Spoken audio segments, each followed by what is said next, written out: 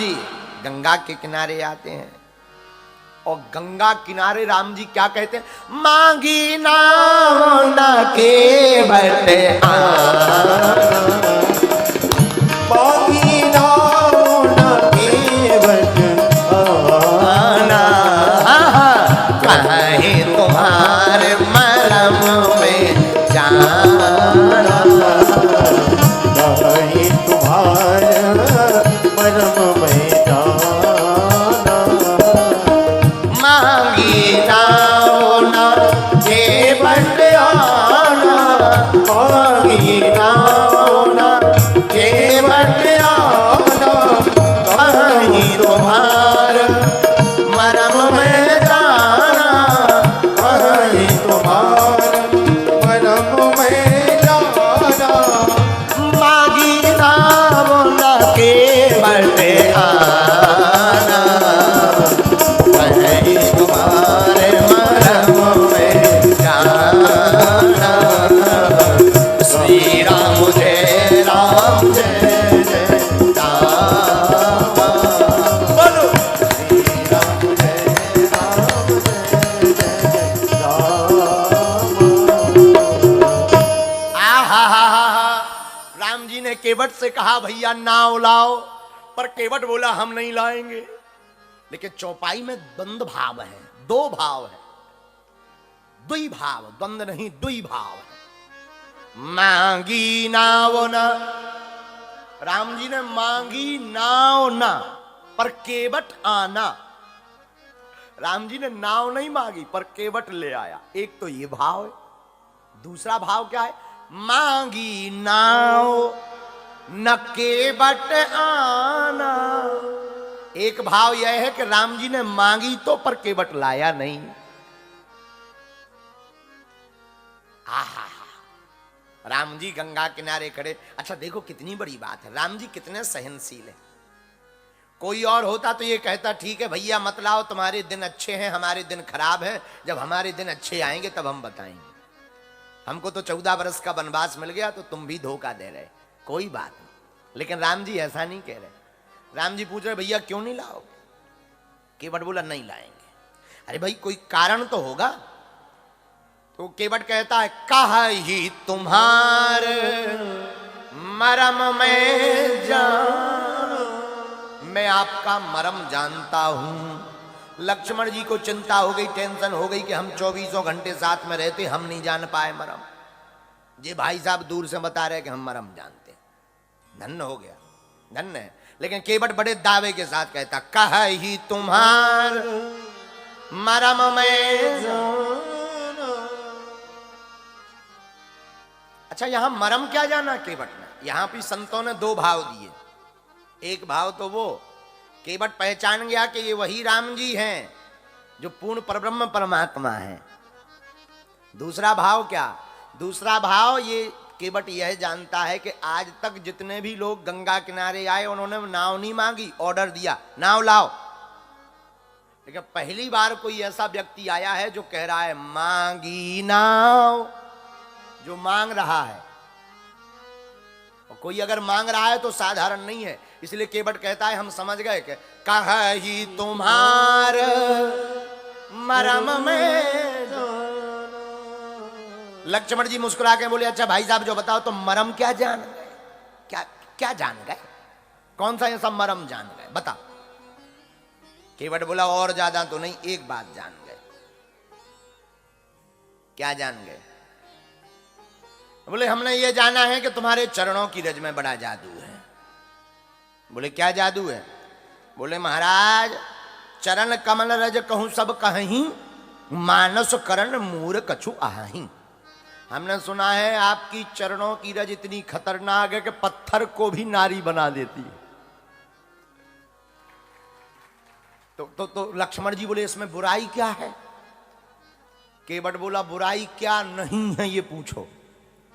पत्थर तो बड़ा कठोर होता है, वो अगर नारी बन जाए तो महाराज हमारी नाव तो लकड़ी की है, ऊपर से दिन भर पानी में डली रहती है तो फूल गई है। तो ये तो दूर से ही पांव देखते ही नारी बन जाएगी। तो लक्ष्मण जी बोले क्या दिक्कत है? अरे बोले तुम कहते हो एक लुगाई पहले से घर पर है, और अगर ये भी बन जाएगी तो लुगाई घर में एंट्री नहीं देगी। बोले क्यों?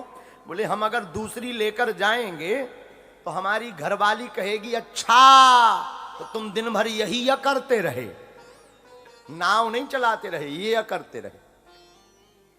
इसलिए महाराज हम आपका मर्म जान गए, आपकी चरणों की रज में बड़ा जादू है।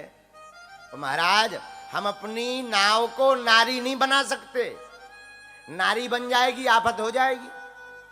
बोले क्यों? यही प्रतिपालो सब परिवार। महाराज जी इसी नाव से हम अपने पूरे परिवार का भोजन पालन करते हैं, तो कहीं अगर ये भी नारी बन गई तो हमारे भोजन गायब हो जाएंगे, साफ बंद हो जाएगा महाराज। और नारी बन जाएगी तो भोजन बंद तो ठीक, एक और लुगाई हो जाएगी सो और आफत हो जाएगी। अब जो पहले से घर वाली है उसकी व्यवस्था देखेंगे दूसरी वाली की। तो महाराज जी इसलिए हम नाव पे नहीं बैठा सकते, ना ला सकते हैं। लक्ष्मण जी बोले सुन रहे हो? राम जी बोले लक्ष्मण तुम सुनो, ये हमारा बहुत अच्छा भगत है। लक्ष्मण जी बोले हमें आज तक तुम्हारी हिंदी समझ में नहीं आई सरकार। बोले क्या? बोले जो तुम्हारी बात ना माने वही भगत। राम जी बोले मतलब? लक्ष्मण जी बोले वाह, अब ये साफ साफ मना कर रहा तो मैंने भगत बताए, सीधा सीधा मना कर रहा, आप इनको भगत जी बता रहे हो। बोले एक सुमंत्र जी हैं जो जा नहीं रहे, तो उनको भी तुम अपना प्यारा भगत बता रहे। एक जो केवट भैया हैं जो आ नहीं रहे, इनको भी आप अपना भगत बताते हो, कहते हो भक्त है। कैसा भक्त है?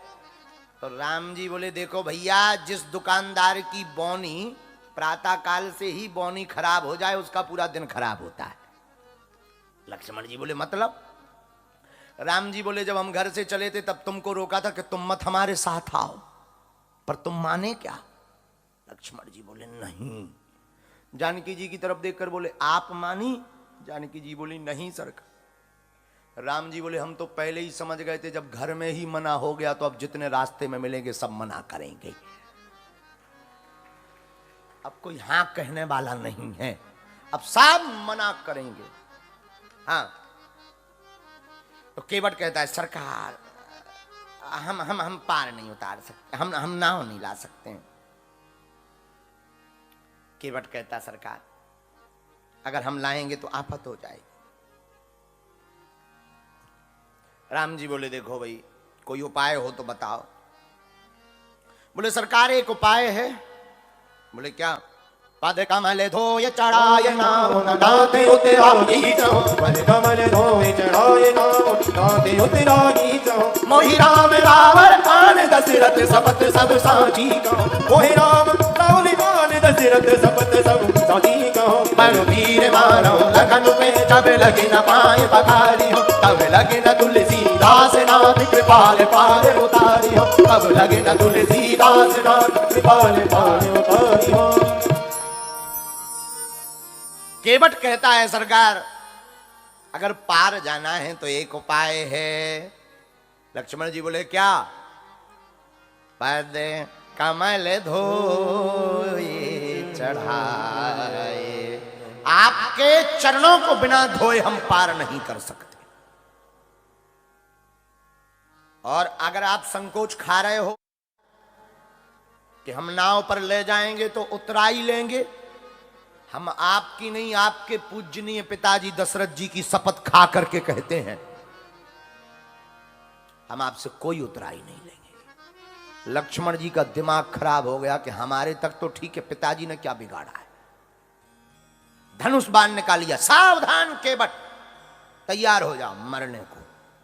लेकिन धन्य है केवट, केवट भय युक्त नहीं हुआ, केवट अभय है, क्योंकि सामने अजय अभय रघुराई खड़े हुए हैं। केवट डरा नहीं, भयभीत नहीं। केवट बोला लगो बाण, मार दो, लगो, छोड़ो, लगो बाण, लो हम खड़े हैं। तो किसी ने पूछा कि तुम्हें डर नहीं लग रहा? केवट बोला 1% नहीं। कारण? बोले ऐसी मौत किसकी होगी? श्री गंगा जी का तट हो, यमुना बंसी बट हो, मेरा सांवरा निकट हो, जब प्राण तन से निकले। ऐसी मौत किसकी होगी? गंगा जी का किनारा भी है, सरकार भी सामने खड़े हैं। लक्ष्मण जी बाण मारो मारो मारो, राम जी बोले बेट रुक जाओ रुक जाओ रुक जाओ। लक्ष्मण जी छोड़ ना दे। बोले क्यों? बोले इसका तो उद्धार हो जाएगा, अपनी फजीयत हो जाएगी। लोग कहेंगे कि छोटी सी बात पर छोटे भाई ने मसक दिया बाण, इसलिए रुक जाओ। लक्ष्मण जी बोले कैसे रुक जाओ? ये अपने पिताजी का नाम है। राम जी बोले रुक जाओ। लक्ष्मण जी बोले अब हम नहीं समझाएंगे, तुम ही समझाओ, इससे तो आप ही निपटो, हमारे बाहर है हमसे तो। लक्ष्मण जी ने धनुष बाण रख लिया तो केवट तुरंत क्या कहता है? बरु तीर मारहूं लखन पे, जब लगी न पारे पखारी, जब लगी न पाए पखारी हो। आप भले ही तीर मार दो पर हम तब तक पार नहीं उतारेंगे जब तक आप हम चरण आप दोनों के तीनों के नहीं धो लेंगे। तो राम जी बोले भैया जब चरण ही धोना है तो विवाद क्यों कर रहा है, चरण धो लो। तो बोले नहीं, कहो कि चरण धो। अच्छा, संसार में ऐसा कौन श्रीमान होगा जो अपने मुंह से खुद कहेगा कि हमारे चरण धो?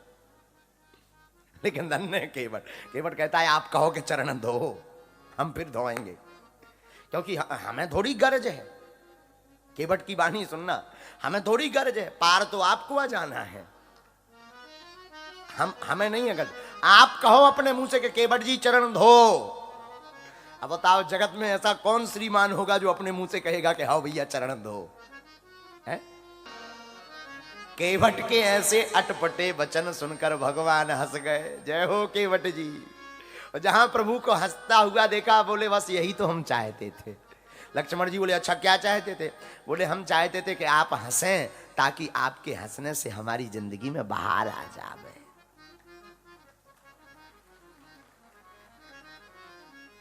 चाहे मार दो हरिया चाहे तार दो हरी, चाहे मार दो हरिया चाहे तार दो हरी। ऐसे वचन सुन करके केवट के भगवान हंस गए। बोले भैया एक काम करो, बोलो कृपा सिंधु बोले मुस्काई। भगवान मुस्कुरा करके बोले सोई करो जेहि तब नाव न जाए। हे केवट भैया वही करो जिससे हमें नाव में चढ़ने को मिल जाए। केवट बोला एक ही उपाय, चरण। तो राम जी बोले भैया धो। बेग आनु जल पाए पखारो, होते विलंब उतारे पारो। जल्दी से जल को ला करके हमारे पांवों को पखार दो। अब भगवान ने अपने मुख से कहा। अब केवट बोला अब काम बन गया।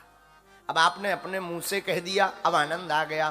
केवट भागा भागा गया, कठौता ले आया, कठौता में जल ले आया, पूरे परिवार सहित आकर के केवट राम जी के चरणों को धोने लगा। केवट चरणों को धोने लगा। राम जी के पद कमल को पकड़ करके केवट अपने हाथों से धोने लगा। जिन राम जी के दर्शन करने के लिए बड़े बड़े देवता लाइन में लगे हैं, धन्य है केवटवा बाबू, उन्हीं राम जी के चरणों को पखार रहा है। आहा, आनंद में भर गया केवट। जय हो सरकार की। अब धोए तो 1-2 मिनट नहीं, 10-20 मिनट। राम जी बोले भैया धोते ही रहोगे कि कुछ और करोगे? अच्छा, अब एक तो धो लिया, जरा दूसरा चरण लाइए। तो राम जी ने पहला चरण जैसे ही निकाला जल से, कठौता से, तो वो गंगा जी की रज में रख दिया। बोले सब गड़बड़ हो गया। राम जी बोले अब क्या गड़बड़ हो गया? बोले वाह, अभी अभी हमने धोया, आपने पोंछने तक नहीं दिया कपड़े से, आपने गीला पैर रख लिया, फिर से रज लग गई, फिर से वो नाव हमारी नारी बन जाएगी। लक्ष्मण जी बोले भैया यही दिन भर करो, एक पैर धो दूसरा धो, एक धो दूसरा धो, यही चलने दो, पार क्यों उतार रहे, पार क्यों उतार रहे, यही करो। राम जी बोले चुप रहो, भक्त है। लक्ष्मण जी बोले ऐसे भक्त से तो आप ही निपटो, हम नहीं निपट पाएंगे। केवट बोला, राम जी बोले भैया एक बात बताओ, हम करेंगे क्या?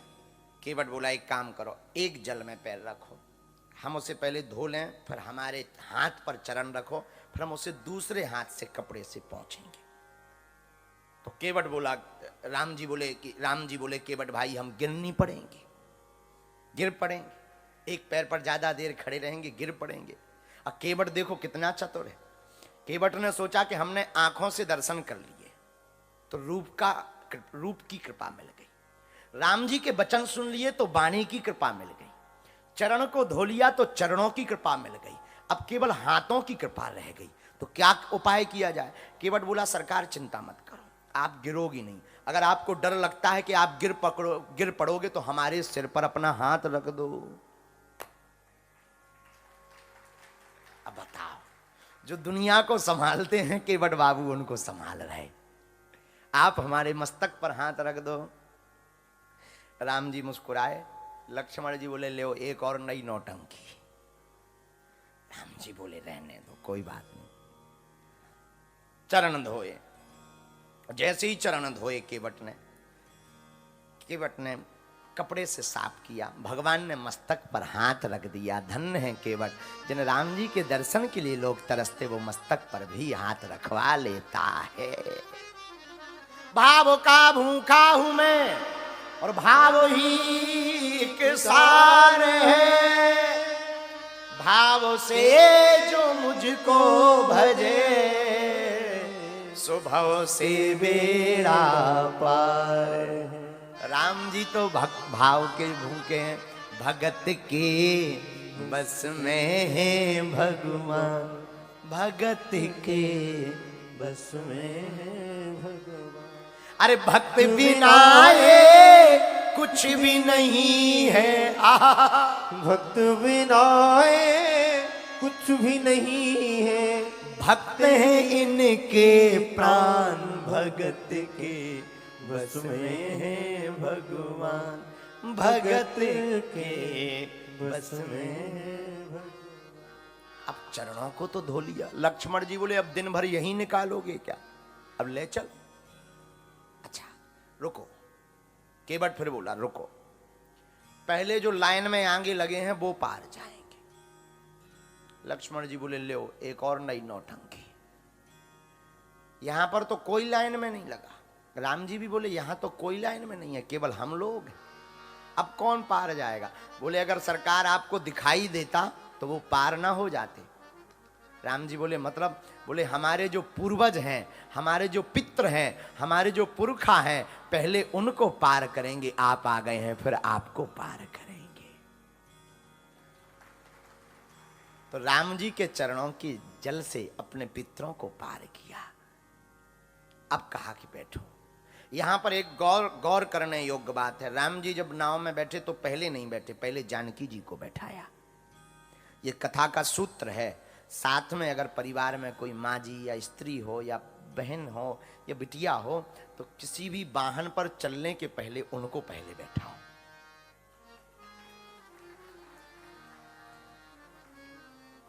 वरना कई बार घाटा हो जाता है। कैसा घाटा? हमारा चेला चंगीलाल, हमारा चेला चंगीलाल बहुत ऊंचा चेला, नई नई शादी हुई चंगीलाल की मुन्नी बहन से। चंगीलाल और मुन्नी बाई दोनों घूमने गए। रेलवे स्टेशन पर एक बूढ़ा आदमी जिसका नाम टिल्लू गुरु रामायण पढ़ रहा था, रामचरितमानस। तो चंगीलाल ने देखा, युवान लड़का था चंगीलाल, क्या रामायण लगाए रहते हो, दिन ना रात रामायण पढ़ रहे, क्या रखा रामायण में? पुरानी हो गई, नई पुस्तकें आ गई, उनको पढ़ो। उपन्यास आ गए, कहानियां आ गई, उनको पढ़ो। तुम वही राम रावण रटे रहे थे, क्या मिल रहा है? तो बूढ़े आदमी ने कहा कि बेटा तुम जवान हो, तुमने पढ़ाई नहीं की, पढ़ी नहीं रामायण, इसलिए ऐसा कह रहे। अब इसका जवाब भगवान तुमको देगा। भगवान भी बड़े लीलाधर हैं। रेलगाड़ी आई, ट्रेन आई, तो वो टिल्लू गुरु अपने डब्बा में बैठ गया जाकर सीट पर, सीट नंबर पर। चंगीलाल, किस्मत की बात कि चंगीलाल का भी टिकट उसी ट्रेन में था, उसी डिब्बे में। तो चंगीलाल आगे बैठ गया, तब तक रेलगाड़ी की सीटी बज गई, रेलगाड़ी चली गई, लुगाई चंगीलाल की रेलवे प्लेटफॉर्म पे रह गई। जैसे ही आगे तक बड़ी सो चिल्लाया चंगीलाल, रोको रोको रोको रोको, चैन खींचो, कोई चैन खींचो, गाड़ी को रुकवाओ, गाड़ी को रुकवाओ। तो लोगों ने कहा क्या हुआ? बोले वो बाद में बताएंगे, पहले गाड़ी तो रुकवाओ। लोगों ने चैन खींची, क्या हुआ? बोले हमारी लुगाई मुन्नी बाई प्लेटफॉर्म पे रह गई। तब दौड़ करके जा करके लाया, बैठा ट्रेन, तब चली। तब फिर वो टिल्लू गुरु बूढ़ा आदमी हाथ में रामायण लेकर पहुंचा। बोले बेटा इसीलिए रामायण पढ़नी चाहिए। बोले मतलब? बोले अगर तुमने रामायण पढ़ी होती और रामायण का केवट प्रसंग पढ़ा होता तो उसमें लिखा है राम जी जब नाव पर चढ़ते हैं तो पहले जानकी जी को बैठाते हैं, तो उसको जीवन में उतार लेते तो तुम्हें ये घाटा नहीं खाना पड़ता। इसलिए याद रखिएगा, वाहनों पर राम जी ने नाव में सबसे पहले श्री जानकी मैया को चढ़ाया। आहा, जानकी मैया को सीय राम गुहि लखन समेत। आप चौपाई पढ़िएगा तो सबसे पहले जानकी मैया नाव पर पहुंची, लक्ष्मण जी, फिर राम जी। नाव चली तो केवट ने सोचा पार तो बहुत जल्दी हो जाना, तो केवट क्या करे, थोड़ा नीचे ले जाए फिर ऊपर ले जाए, नीचे ऊपर नीचे। 2-3 घंटा हो गए। राम जी बोले भैया इतनी लंबी तो गंगा जी नहीं है जितनी तुम बना रहे, अब तक तो पार हो जाना चाहिए। तो पता है केवट ने मुस्कुरा कर क्या कहा? वाह, कुछ देर क्या बैठे, आपको ऊबन हो गई, कुछ देर क्या बैठे, आपको खिन्नता भर गई सरकार। हम जीवों के ऊपर देखो क्या बीतती होगी जब आप 84 लाख योनियों में ऊपर नीचे करते हो, तब क्या बीतती होगी। भगवान हंस गए, बड़े चतुर हो। तब राम जी ने मुस्कुरा कर कहा चिंता मत करो, हम तुम्हें आशीर्वाद देते हैं, जो गंगा स्नान करेगा, गंगा जी का ध्यान करेगा, जो इस प्रसंग को सुनेगा उसे 84 लाख योनियों में नहीं भटकना पड़ेगा। आगे गंगा जी पार भय, उत्तरी ठाण भय, सुसलेता सिय राम लखन समेता, सिय राम लखन समेत। राम जी उतर गए। जैसे ही उतरे तो राम जी को संकोच है कि उतराई कुछ देनी चाहिए। केवट उतरी दंडवत कीना, केवट उतरी दंडवत कीना, प्रभु ही सपूत यही नहीं कछु हीना, प्रभु ही सपूत यही नहीं कछु हीना, पिय ही दीजिए जानन हारी, पिय ही दीजिए जानन हारी, मने मुदरी मन मुदरी उतारी, मने मुदरी मन मुदरी उतारी। पार गए। केवट ने साष्टांग दंडवत प्रणाम किया। आपकी जय हो सरकार, आपकी जय हो, आपकी जय हो, आपकी जय हो। आहा, राम जी ने मन में संकोच किया, कुछ दिया नहीं हमने केवट को, कुछ देना चाहिए, लेकिन हमारे पास तो कुछ नहीं है, क्योंकि तापस बेश विशेष उदासी, 14 बरसो राम वनवासी। राम जी तो सोच रहे कि हमारे पास तो कुछ नहीं है, हम तो तपस्वियों का वेश धारण करें, लेकिन पत्नी वही है जो पति के मन की जान जाए। जानकी जी पति के मन की, श्री राघव जी के मन की जान गई। पिय ही की सिए जानन हारी, मन मुदरी मन मुदित उतारी। अपने हाथों से मुदरी उतारी, मन में प्रार्थना करते हुए राम जी से कहा सरकार आपके इस हाथ में कुछ नहीं है तो कोई बात नहीं, आपके इस हाथ में तो है, हमारे पिता ने हमारा हाथ आपके हाथ में सौंप रखा है। आहा, केवट की तरफ राम जी देख करके मुद्री लेकर के जानकी जी से, लो भाई केवट पकड़ो। केवट बोला सरकार ये क्या है, उतराई। केवट हंस पड़ा, बोले सरकार एक जैसा बिजनेस करने वाला कोई एक दूसरे को रुपया नहीं देता है। हाँ, एक जैसा कोई काम करने वाला व्यक्ति अगर जाए, नाऊ से न नाई लेत बाल की कटाई को, अगर एक नाई दूसरे नाई की दुकान पे जाए और बाल कटवाए तो रुपया नहीं लेता है। धोबी से न धोबी लेत वस्त्र की धुलाई को, एक दूसरे की बिजनेस, एक जैसा बिजनेस हो तो रुपया नहीं लिया जाता सरकार। लक्ष्मण जी बोले एक बात बताओ, ये तुम्हारा और प्रभु का एक जैसा बिजनेस कौन सा है? एक जैसा बिजनेस कौन सा है? अरे बोले दोनों का एक जैसा काम है। राम जी बोले कौन सा बताओ भैया? बोले अंतर इतना है, आप भवसागर पार करवाते हो, हम गंगा पार करवाते हैं।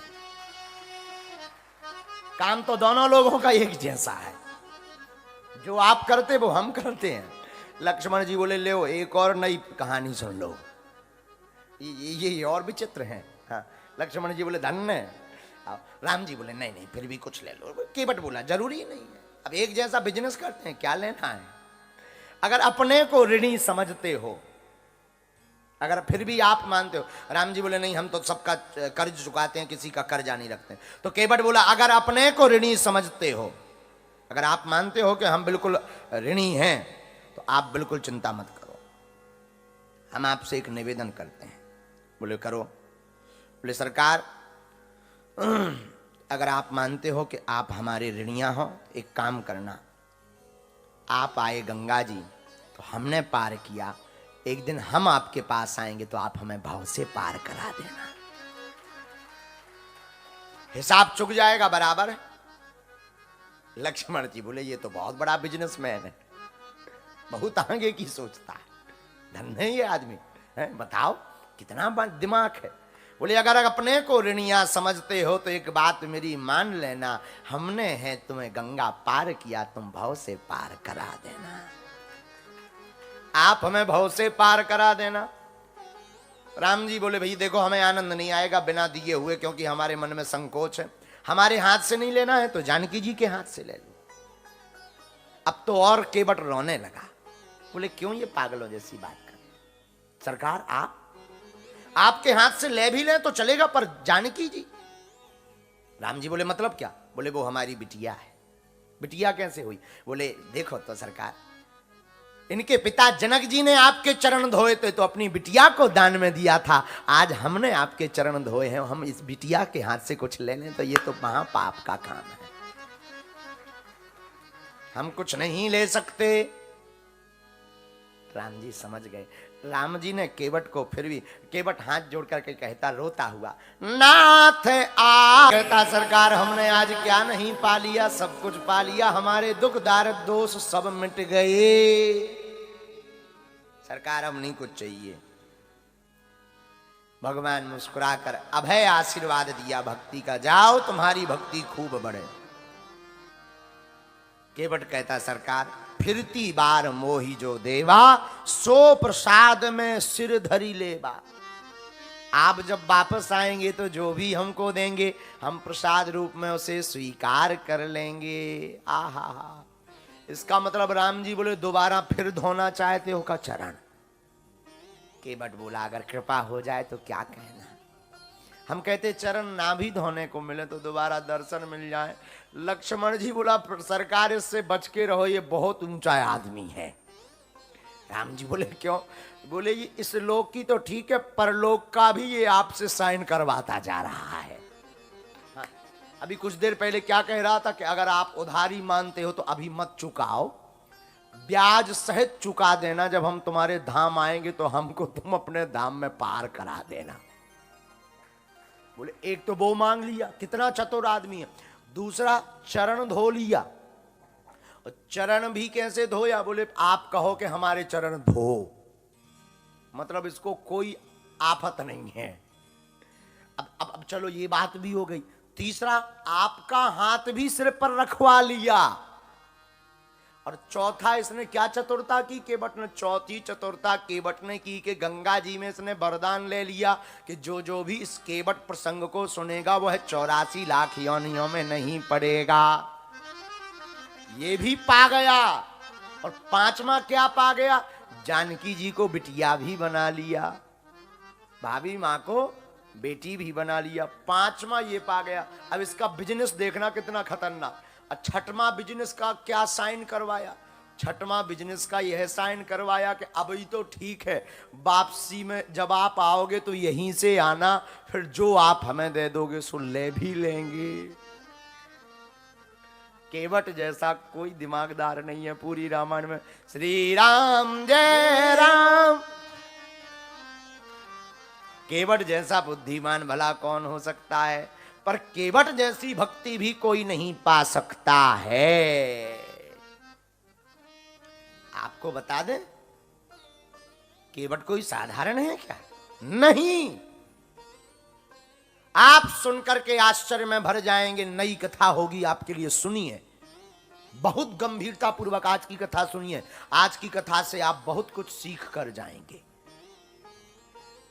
जब से राम जी बन गए केवट की नाव पर चल करके, फिर लौटकर कभी केवट ने नाव नहीं चलाई, कभी नहीं, कभी नहीं चलाई।